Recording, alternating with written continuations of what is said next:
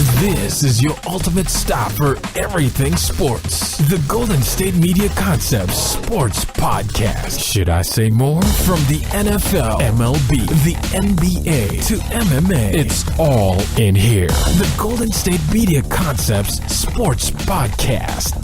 Listen now.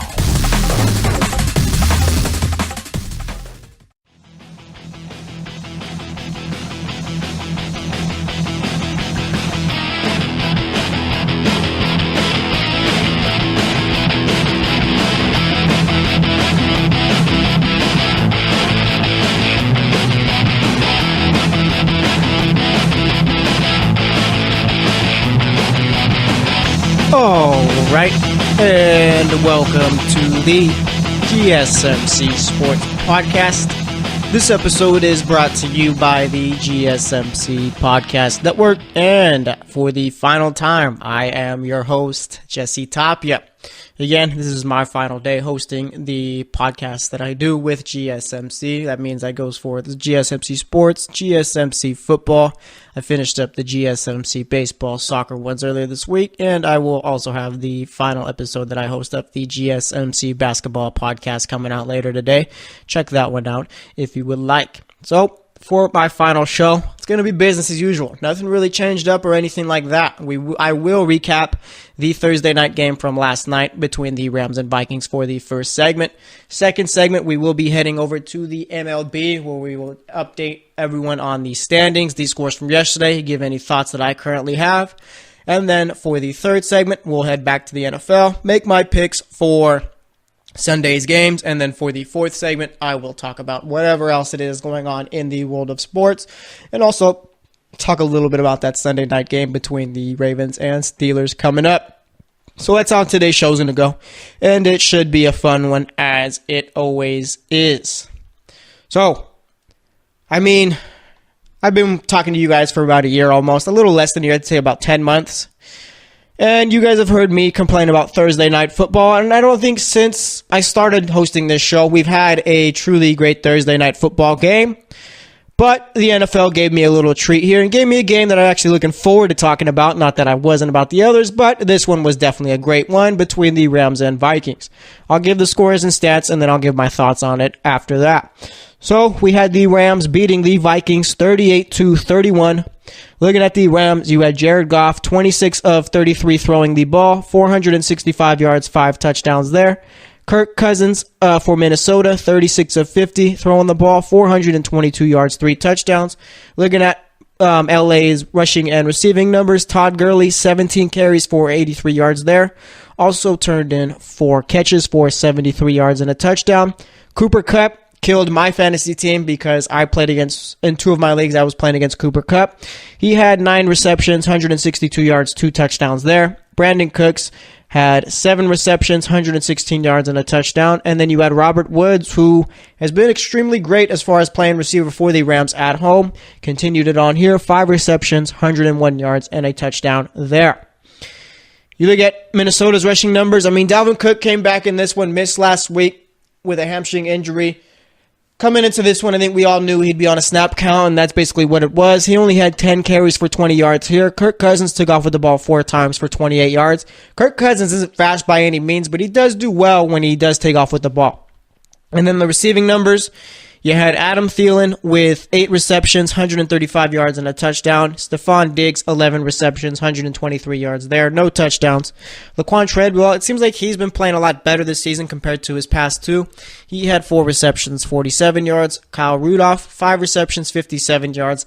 And then Aldrick Robinson being about as efficient as you can be with his 2 receptions, turning into touchdowns. Both of them touchdowns, like I said, for 33 yards there. So there's your score and stats for the game. Let's get into the first half of it. I was like a kid in a candy store watching this game. Last Thursday, we had the Jets and Browns, and we saw both teams got off to a real slow start. Tyrod Taylor couldn't complete his first 6 passes. Sam Darnold didn't even look great, even though they were winning. But in this one, both teams, first drive, drove the ball down the field and scored touchdowns. Nothing really more you could ask for. I remember watching the game, too, the start of it, and I'm looking, and being from California, you always have a little pride in the state you live in, no matter where it is, I'd say, for the most part. And obviously California has a rap for being fans that are fair weather. I agree with it. I mean, there's a lot to do with California. The game isn't always the funnest thing to do or go to. At least for me it would be, but for others it's not. And you look, Fox is showing the telecast, and I'm watching. It's like, wait, okay, there's a lot of empty seats. Now I'm going to be seeing people tweet about how no one's showing up. LA doesn't want football back or anything like that. Or a little joke about that California traffic. And honestly, I think that's really what it was, the California traffic. If you live in California, you know LA is a nightmare from about 3 o'clock to, I'd say, 7. And even then, it's still pretty bad. So then as the game progressed in the first quarter, you saw more people were filing in, and there was a pretty decent turnout in this one. So, I mean, that was a little solid thing there. But either way, I mean, yeah, like I said, both of these teams were going back and forth. First quarter ends with these teams tied at 7-7. Vikings end up taking the lead after that. But what I noticed from this Rams team is, and as far as the game plan for the teams, these are going to have to be pretty much perfect in order to have a chance. Not to beat, but to have a chance at beating the Rams. I mean, it's ridiculous. Kirk Cousins, how many quarterbacks can you say throw for over 400 yards, throw for 3 touchdowns, no interceptions, and still lose? Not many. And maybe the Vikings running game was a problem here, and that's maybe why they couldn't end up picking up the W here, but I wouldn't even say that. I mean, they ran the ball 17 times total for 54 yards. Either way, this Vikings offense was going up and down the field, putting up points, but it just simply wasn't enough. And you look at the Rams, we got to stop calling Jared Goff a system quarterback, because if you saw the throws that he made last night, those are no throws from a system quarterback. That guy was just pretty much dropping it in a basket each time. Whether it was to Cooper Kupp, Brandon Cooks, or anyone else, the guy was on fire. And you ask how a guy like Kirk Cousins can lose after throwing the ball for over 400 yards and 3 touchdowns. Well, when the other quarterback throws the ball for over 450 yards and throws for 5 touchdowns, doesn't throw any picks and only gets sacked once, that's how. I think he nearly had a perfect quarterback rating with 158.3. That might just be perfect there. I mean, there's been a lot of talk about maybe Goff being as good as he is because the reason Todd is because Todd Gurley is there. And I did buy into that narrative for a bit, but watching the game yesterday, you can clearly tell that Jared Goff has what it takes. And for my final show, who would I be if I didn't throw it back to Jeff Fisher just one time? Jeff Fisher got his first crack at Jared Goff and made Jared Goff look terrible. I mean, Jared Goff was so bad year one, his rookie year, people were already calling him a bust. The guy was just, it seemed like he just wasn't playing in a great system. And Jeff Fisher isn't the greatest head coach by any means. I would definitely hire Jeff Fisher to be my GM, no doubt. The guy knows how to pick talent, but I just don't think he can develop it well enough. So then you got Sean McVay entering last year to be the head coach, and Jared Goff makes a complete 180. And the guy, look at him now, he's playing much better. And like I said, I don't think people are really saying Gurley's the reason why this guy is so good. All right, Gurley's a big part of this offense, but Jared Goff has basically come into his own. And on the GSMC football podcast, I did that show earlier with Tate. That'll be coming out around the same time as this one. Tate brought up how Los Angeles' defense hasn't really looked great. And I agree. I agree for the most part here. They didn't really get enough stops. The secondary was pretty weak. The defensive line didn't really get to Cousins until the last part of the game. And I think with his defense, and especially the secondary, you got guys like Marcus Peters, Sam Shields, who will try to bait the quarterback into throwing interception. And you saw that a lot in yesterday's game with Marcus Peters. But I don't think you can really do that with a quarterback like Kirk Cousins or a other good one for that matter, like with an Aaron Rodgers. Because those are guys who can fit the ball into a tight window and get it where it needs to be. So I think maybe they're just trying to play home run defense here, looking for a turnover every time. But eventually there's times where you just got to cover your man and bat the ball down or just make sure the ball's not coming your way. I mean, kind of like a Richard Sherman over the years. Last few years, Richard Sherman hasn't necessarily been up in interception numbers. But that's not because he's bad. That's because of the fact that people just don't throw the ball Richard Sherman's way anymore. Even with Jalen Ramsey. Jalen Ramsey doesn't necessarily pick the ball off all the time. Why? Because you're not going to throw the ball his way because the guy he's covering is never going to be open. So coming out of this one, I mean, my thoughts, the Rams are the best team in football, and it's not really close. I mean, they're that good. It's ridiculous. Like I said, the Vikings on offense played about as well as they could, and it still simply wasn't enough. And I'm not sure if it's Sean McVay or if it's Jared Goff. It might just be a sprinkle of both. But either way, Sean McVay knows what plays to call, who's going to be open every time. He's kind of like a Brad Stevens, the Brad Stevens of the NFL. Okay, because they were talking a lot yesterday, especially Jared Goff too after the game, basically about the fact that his first option always seems to be open. The matchup that they want always seems to be the one they get. I mean, you look at Cooper Kupp, he had Anthony Barr lined up on him, or had him pick him up for one of those plays, and Goff easily threw a touchdown to Cooper Kupp. I mean, it wasn't that hard at all. This offense has been amazing, and as far as the Vikings go, they're kind of scaring me a bit. We are 4 games into the season, so it is a little bit early, but, I mean, the defense hasn't really looked good. You lost to Buffalo at home. Got blown out by Buffalo at home. And here against the Rams, I mean, your defense didn't really show up. So I'm not sure what to exactly think of the Vikings. I still think they're a solid team, but I kind of am wavering on them. And I've always been under the impression maybe they're a teeny bit overrated. And that could simply be the case here. But we'll have to wait and see exactly what happens with both of these teams. Like I said, I think currently the Rams are the best team in football. The Vikings, I'd say, are still a top team in the NFC, but they do have some things they need to fix up as the season progresses. So we'll see what ends up happening, but definitely had probably the best Thursday night game of the past 2 years, played last night, and I mean, I'm just happy about the fact that I got to talk about a good game for once. So we'll wrap it up here. Next segment, I'll be heading to the MLB, so stay tuned, and I will be right back. The average sedan is built with a steel frame and equipped with 6 airbags. Remember this the next time you see someone walking. Drivers, be aware. Pedestrians don't have armor. A message from the California Office of Traffic Safety. The average SUV has 2 blind spots, weighs between 4,000 and 6,000 pounds, and takes about 6 seconds to stop. Remember this the next time you're on foot. Pay attention, people. Pedestrians don't have armor. A message from the California Office of Traffic Safety.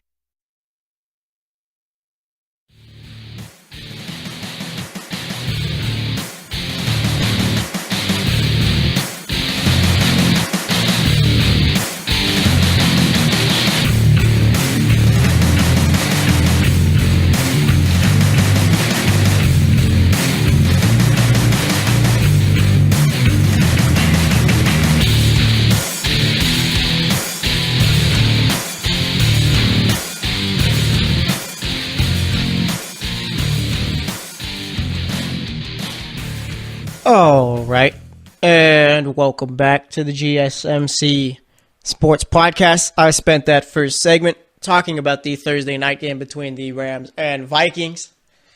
Rams winning that one 38-31. Vikings played as well as you could on offense, but it was just a point where the Rams, they're just too good right now. And honestly, that's been the case in each of these games. I mean, you look at the game week 1 against the Raiders actually played decent. But when it came down to the last quarter at all, the Rams just showed, yes, we're the better team and we're going to win this game. And it's like the Raiders played about as well as they could there, but just weren't simply good enough to compete. Second game, they played the Cardinals. They blew them out 34-0 there. Last week, they play the Chargers. Rivers plays well, doesn't throw for any interceptions. The offense scores points, puts up 23. It's just the Rams are just that good. And that was the case once again on Thursday. The Vikings moving the ball up and down the field, no turnovers or anything like that, I guess, until the last final drive, which, I mean, yeah, it's not what cost them, I wouldn't say that.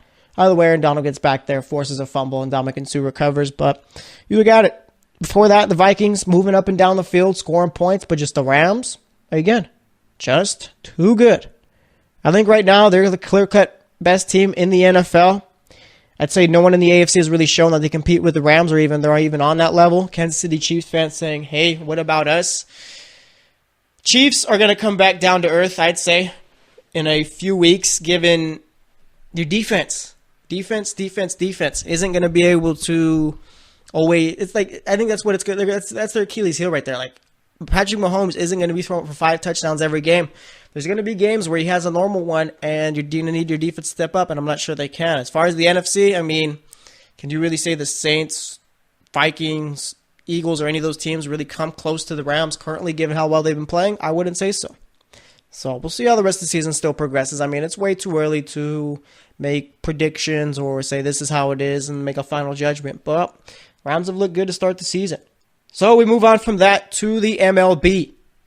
And let's start off with a nice little story here. CC Sabathia was pitching the other day. Might have been yesterday. I'll check the scores and all that. Either way, CC Sabathia, I believe, needed 7 innings. Needed to pitch 7 innings for the Yankees to get a $500,000 bonus, an incentive off his contract. And he got ejected in the 5th inning. Might have been the 6th inning, actually. I think he got ejected in the 6th. So he got ejected in the 6th. And will not be getting that $500,000 bonus.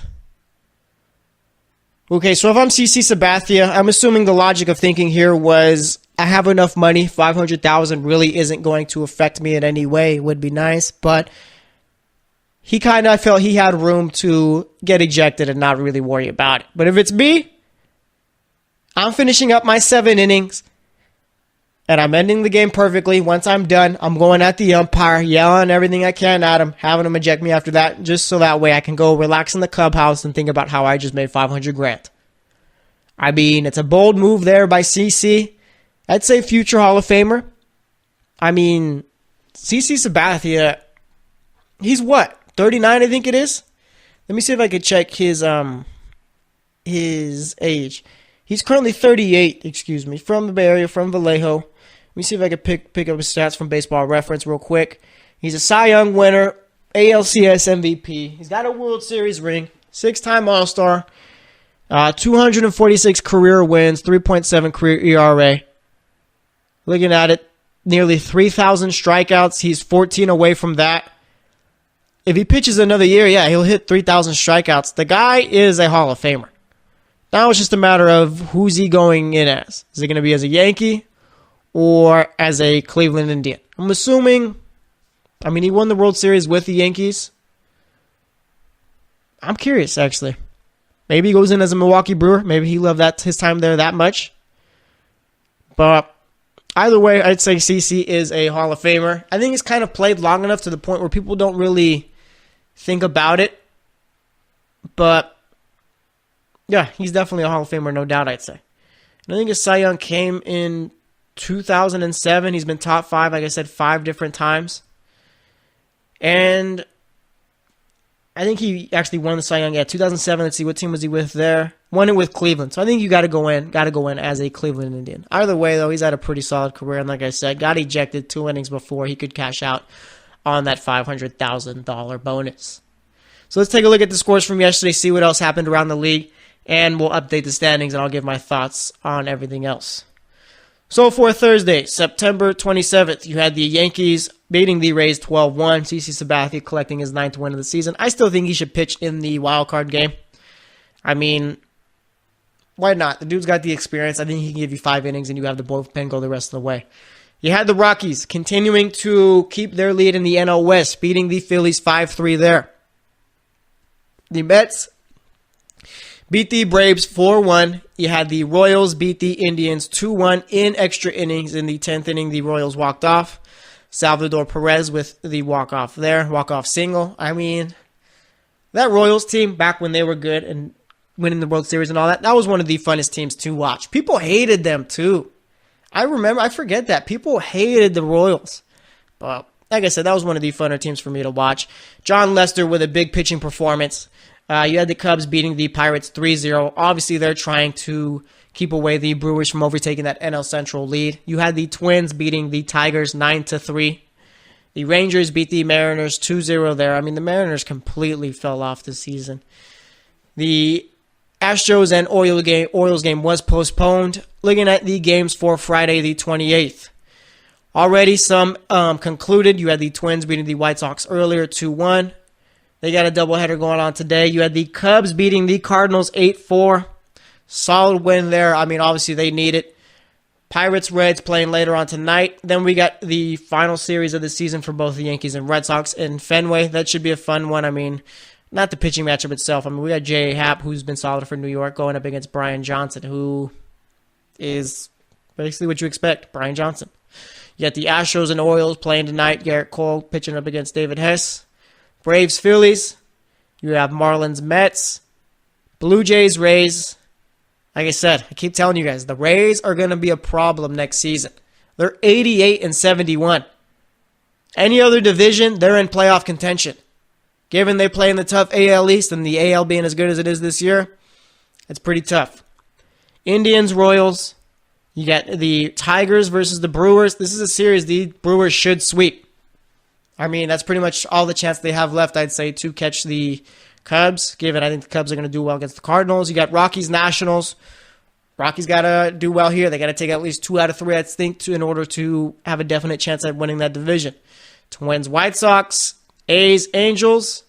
A's still trying to overtake the Yankees in that top wild card spot for home field.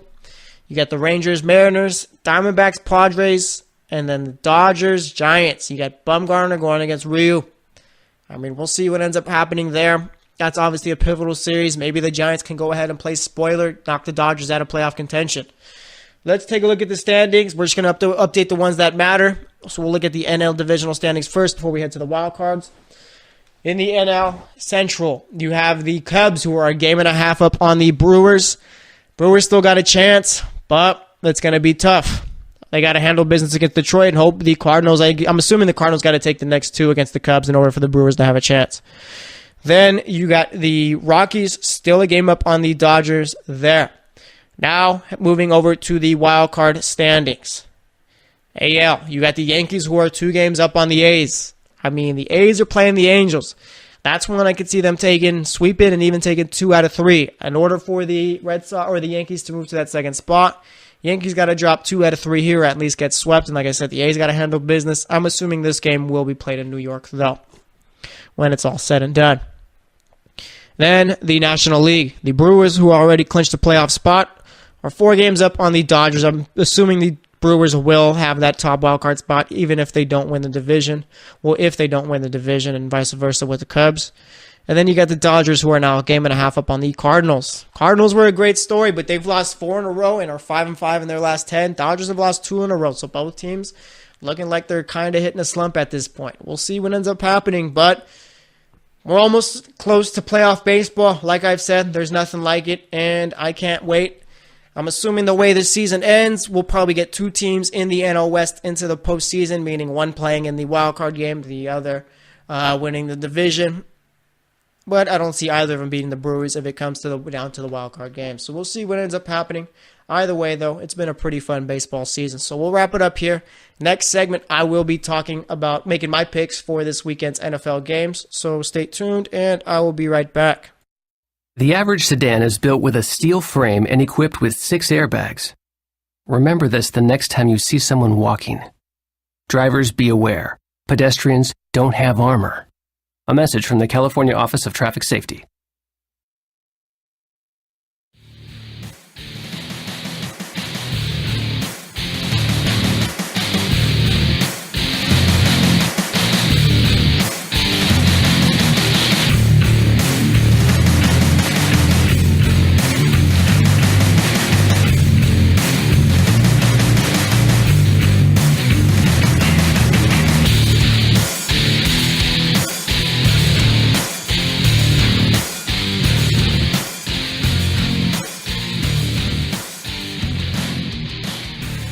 All right, and welcome back to the GSMC Sports Podcast.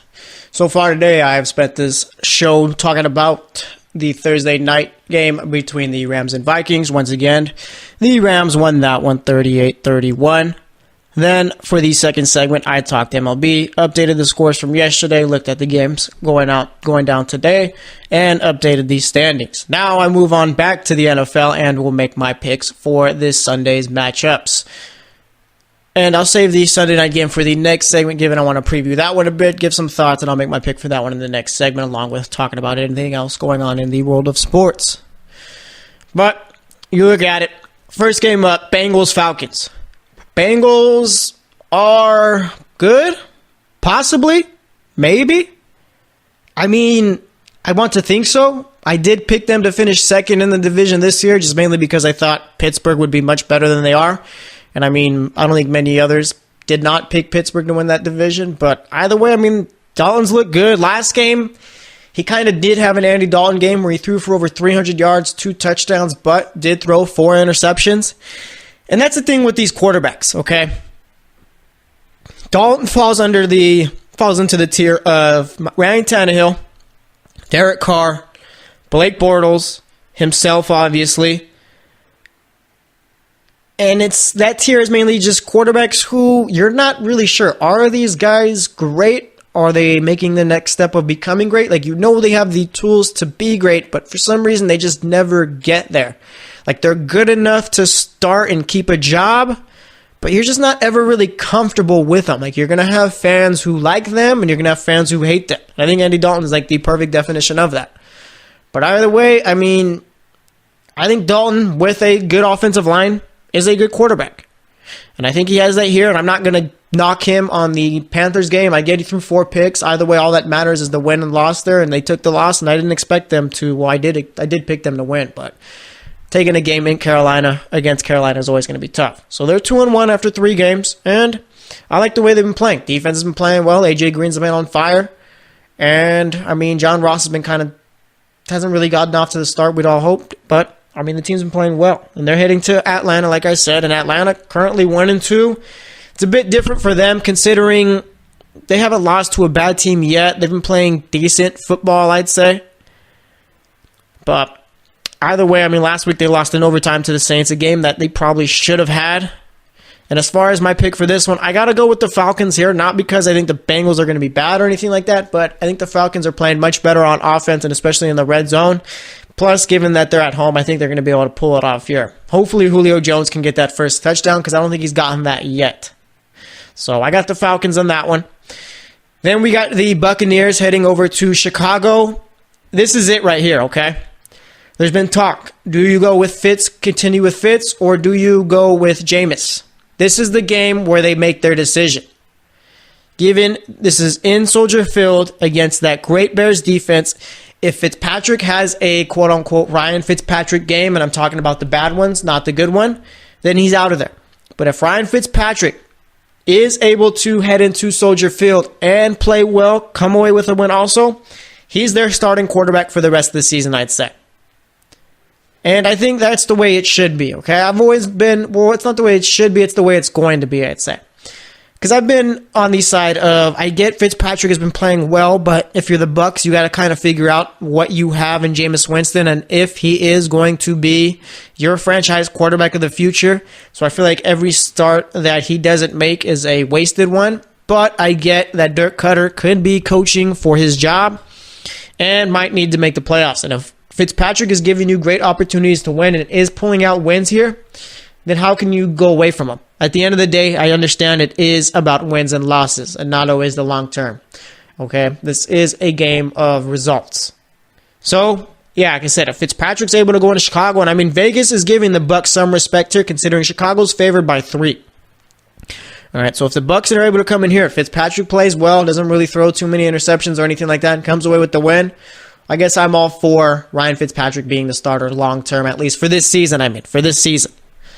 If you look at the Bears, people are starting to turn on Mitch Trubisky a bit. I will refuse to do so. I still think he can become a great I think he can become a good quarterback. Great, that's tough to do, but either way, you look at it, I mean, the guy's only in year 2, and this is his first full year as a starter. Why do we continue to rush these quarterbacks in and rush our judgment on them? Why can't you give them a couple of years to develop? That doesn't make sense to me.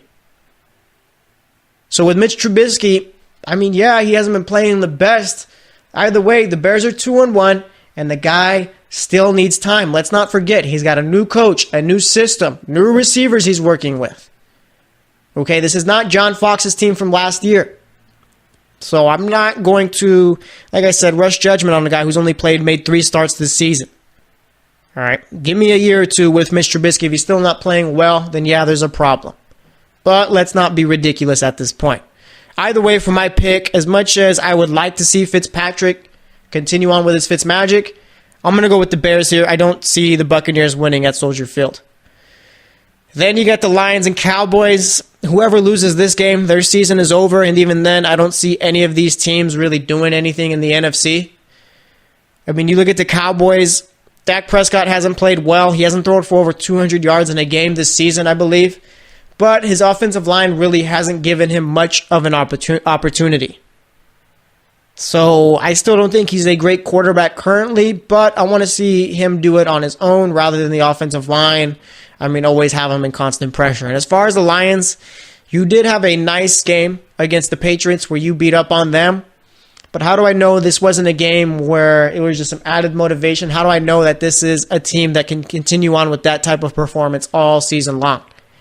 I mean, they ran the ball. When's the last time we've seen the Lions run the ball as much as they did last week?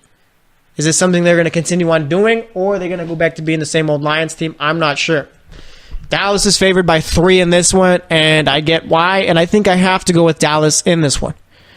Detroit's defense is what kind of scares me at this point. I think Zeke Elliott's going to have a solid game, and I think Dak Prescott won't be terrible. So I'll go with Dallas in this one. Then you got the Bills playing the Packers. I don't think lightning strikes twice here with the Bills. Okay, they had a great game last week against the Vikings where they won 27-6. But doing that in Lambeau is a whole different story. But let's say if the Bills were able to pull this one out, then Josh Allen might just be the truth. And the Bills are right up there, I'd say, with the Dolphins and Patriots. I'd say as far as teams playing well and a chance at winning the division. Again, it's all way too early, and that might just be a hot take from me, but if you're beating the Vikings and Packers with Josh Allen starting, obviously you got something there. So we'll see what ends up happening, but my pick is Green Bay. I'm not expecting the Bills to win by any means. I'm just throwing out hypotheticals at this point. So I'll go with the Packers. I think Rodgers is going to play well as he has. I mean, the receivers have done well. Geronimo Allison has been a nice little breakout star for that team. Randall Cobb's been playing well, and so is Devontae Adams. So I'll go with the Packers there, especially it being in Lambeau. Even if it was in Buffalo, I'd still go with the Packers. And then you got the Eagles traveling over to Tennessee. Both teams currently 2-1. I mean, the Titans kind of sort of have a problem at quarterback. They kind of sort of don't, given they're 2-1. Marcus Mariota will be starting in this one, and just like the Bucs and Jameis, I mean, Tennessee's got to figure out whether or not Marcus Mariota is their long-term quarterback, their franchise quarterback. And I think if one team, like let's say I had to pick one to keep their quarterback and one team to get rid of him, I'd say the Titans would be the team to keep their quarterback. So we'll see what ends up happening if he's able to play well here. I mean, hasn't really gotten a full game under his belt this season. Against Miami, week 1, he left it with an injury. Week 2, he didn't play. Week 3, he came in late in the game to help them seal out the win. And here, am I expecting him to help them win this one? He's going to help, but they're not going to win. I'm going to go with the Eagles here. Carson Wentz, I think, is going to get it done. And this Philadelphia Eagles team is a much different team when you have Wentz out there. So I'll go with him. And I'm assuming that Alshon Jeffrey could be back in this one. So even then, I mean, even more reason to pick the Eagles on the road. Then you got the Texans heading over to Indianapolis playing the Colts. Easy pick for me, I'd say. Not easy, but I feel fairly comfortable with this one. I'm going with the Colts. Have the Texans really impressed you? No. Deshaun Watson, has he looked great? No. I mean, DeAndre Hopkins has done his thing, but I got to go with Andrew Luck. I'd say Andrew Luck and the Colts have played much better football. Besides, comparing them to the Texans, the Colts have played the better football here. I mean, they've had a tough schedule so far the first 3 games. They lost to Cincinnati where Andrew Luck had him driving down the field late in the game, but Jack Doyle ended up fumbling the ball. Week 2, they beat a good Redskins team. At least the Redskins are telling us they're good. They beat them 21-9, and they lose by 4 points to a Eagles team with Carson Wentz back, 20-16. So I'm assuming at home the Colts get it done here. And then for the most intriguing game of the weekend for me, you got the Miami Dolphins 3-0 heading to New England, facing off with the Patriots. So here's my little thing here with this game. I think Miami's a good team as it stands. And I think even with a loss in New England, Miami is still a good team. Okay? I don't get the whole if Miami loses, they're not really a good team. Did anyone really expect Miami to sweep the Patriots this year? No. I'm expecting when they go back to Miami later on in the season, talking about New England, they'll lose that one. These teams have been splitting their season matchups the last few years, with Miami playing well and Miami winning those, and New England playing well and winning those. I'm assuming that's what's going to happen here. So I'm going to go with the Patriots. But like I said, this doesn't mean I think Miami's a bad team. It's just a matter of they've struggled in New England. I think they'll pick up the next one in Miami. So I'll go with the Patriots here. Although Miami has been playing the better football and logic does tell me to pick them, but you just can't go against the Patriots at this point. It's kind of like you got to have Miami prove it to you. Then you got the Jets and Jags. I'd say this is a fairly easy game to pick. I'm going with the Jags here. Blake Bortles was terrible last week. Like I said, him, Tannehill, Dalton, and Carr are the quarterbacks who have all the talent in the world, but just seemingly can't put it together consistently. Jacksonville is going to wreak havoc on that Jets offense. Sam Darnold's going to look like a deer in the headlights. I mean, easy win for the Jags here at home. Have I picked all the home teams so far? No, I have not. Gone close. There's only one pick that I've made where I didn't pick the home team, and that was Tennessee and Philly. Then we got the Browns heading to the Black Hole playing the Raiders. John Gruden currently 0-3 with his new stint in Oakland. Baker Mayfield going to be his first start. The Browns are just simply the better team at this point. And I'm going to go with Cleveland here. I'm curious to see how Baker Mayfield does, but I think they're going to be able to get it done. So like I said, I got the Browns. Then you got Seattle heading over to Arizona. I said that Josh Rosen was the best quarterback coming into the draft, but I got to wait and see how he does here. I'm going to pick Seattle, and I expect them to get it done. Then we get the Saints facing off with the Giants. I think the Giants currently are the worst team in the NFC East. The Saints haven't really gotten off to a great start. Like, yeah, they're 2-1, but they barely started playing well last week. I'm going to go with them, and the defense has been kind of scaring me, but I'll go with the Saints in this one. And then for the final pick of this segment, 49ers Chargers. I got Chargers. CJ Beathard's not going to get it done. That's all I got to say about that. So I'll wrap it up here. Next segment, I'll be talking about whatever else is going on in the world of sports. So stay tuned, and I will be right back. The average SUV has 2 blind spots, weighs between 4,000 and 6,000 pounds, and takes about 6 seconds to stop. Remember this the next time you're on foot. Pay attention, people. Pedestrians don't have armor. A message from the California Office of Traffic Safety.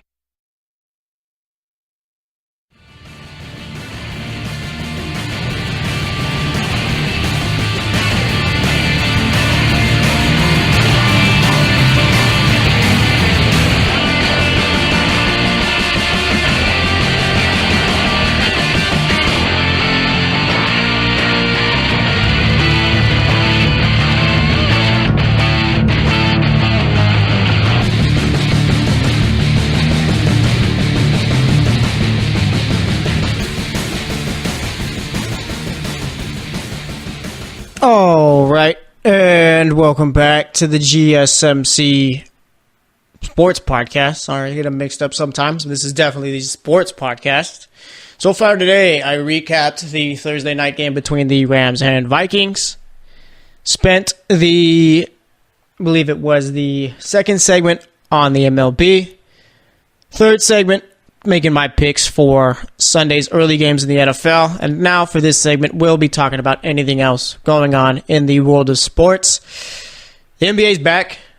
We got some preseason games going on tonight. I know we got I got Celtics, Hornets, going on later. We believe we got the 76ers playing some team from overseas. Let's see, we got games going on this weekend. Saturday, we got Trailblazers, Raptors. Again, I think the Mavericks are playing another overseas team. Timberwolves, Warriors. No Jimmy Butler, I'm assuming. Jazz playing an overseas team, I believe, also. I mean, I'm looking at ESPN's little scoreboard right here, and they just got, the team name there. It's like Wildcats and all these other teams. I don't know who they are. Sunday, you got Heat, Spurs. You got the Celtics playing the Hornets again on Sunday. Pelicans, Bulls. Lakers, Nuggets. And then Clippers, Kings. Again, I'm not sure if that's the Sacramento Kings, or if that's an overseas team who just happens to be named the Kings. There's no logo next to this team. But either way, I mean, I'm ready for basketball season.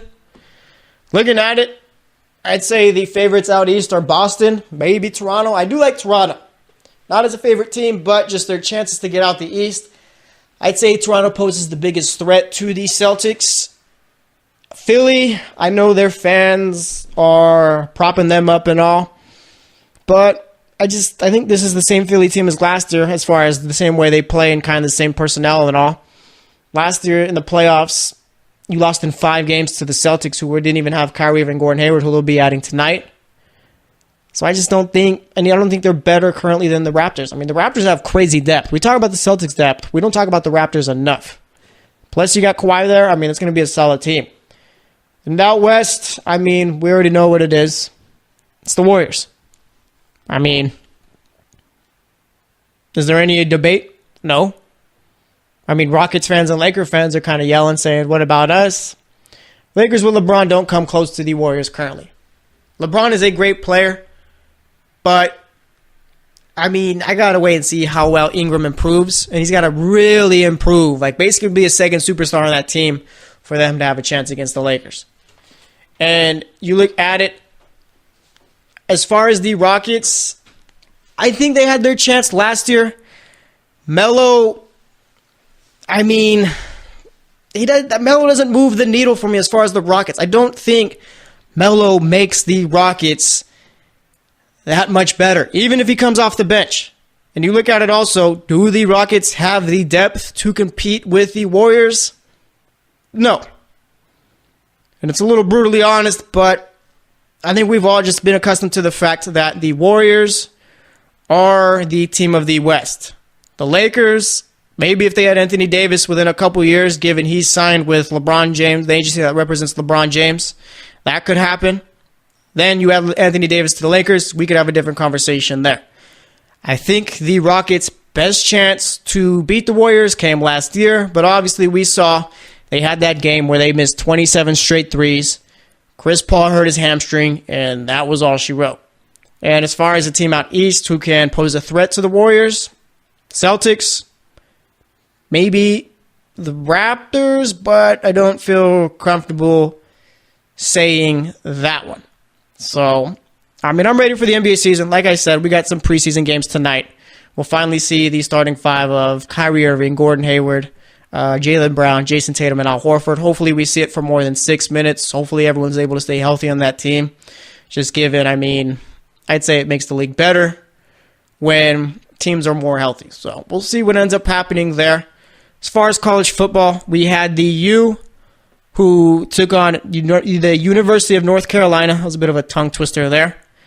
And the U took care of business. I mean, I guess Miami University is what I should call them, just for those that don't recognize them as the U, but that seems a bit odd. But you look at it, no more Malik Rozier. Miami finally threw out another quarterback.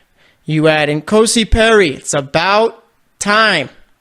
Okay, no disrespect to Malik Rozier. I'm sure he's a very nice guy and all, but as far as it goes, he just couldn't cut it. That Pitt game should have been the end-all there for him being the starting quarterback of Miami. For some reason, Mark Richt wanted to continue on with him. And finally, he came to his senses. Now we got a different quarterback. This quarterback, Perry, 8 of 12 throwing the ball. 125 yards, a touchdown, and an interception. Those aren't great numbers by any means, but it's something different at least. You can't continue on with the same problem. And, I mean, this Miami team reminds me a lot of Michigan currently. Both because of the fact, great defense, great running backs, receivers are solid, both got great coaching staff. What's the constant here? Quarterback.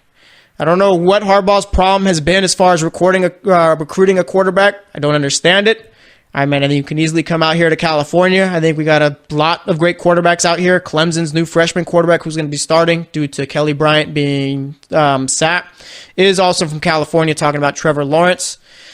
I mean, like I said, I don't know why Harbaugh hasn't been able to get a quarterback. Maybe he's just stubborn and thinks he can do with what he's got. Either way, these teams would be national title contenders if they had quarterbacks. They literally have complete teams.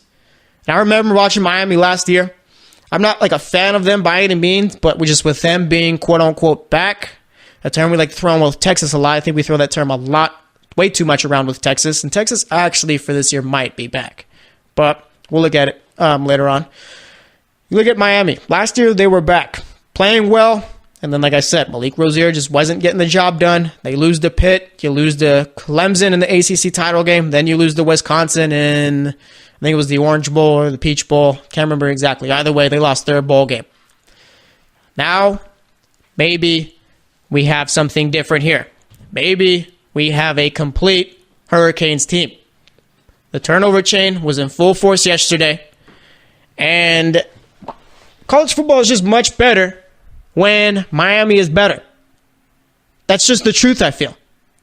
I mean, yesterday Miami's defense had a total of 3 sacks, I believe. Let me see any interceptions from yesterday. I think they had, the quarterback for North Carolina threw 3 picks, talking about Chaz Surratt. And I think Miami ended up scoring 3 defensive touchdowns, excuse me. So like I said, if this quarterback Perry can at least be consistent and keep this team in games and give them a chance to win, then Miami finally has something. But we'll wait and see. It's early to tell. The U is 4-1, 1-0 currently in their conference. I believe they got Florida State next week. Florida State is as terrible as can be. Then you're in Virginia against the University of Virginia, playing Boston College. Then you got to play Duke, Georgia Tech, Virginia Tech, and Pitt.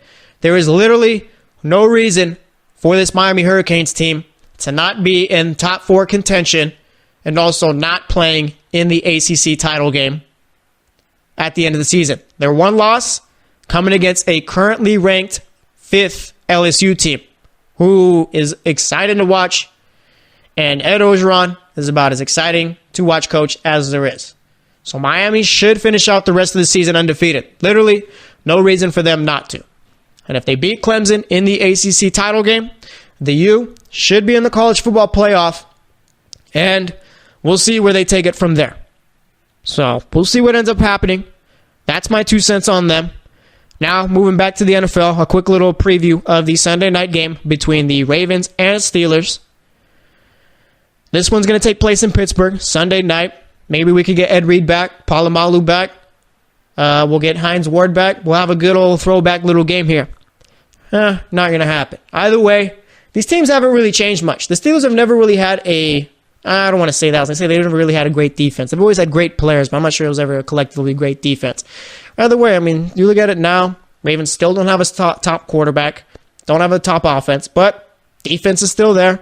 Steelers still putting up points as they always have. As far as my pick in this one, I'm going with Baltimore. I'm picking the defense here. I'm assuming if the Ravens score at least 20, they'll come away with the win. I don't think I'm crazy for that pick. Pittsburgh's favored, but I like the Ravens here. Pittsburgh has a terrible defense.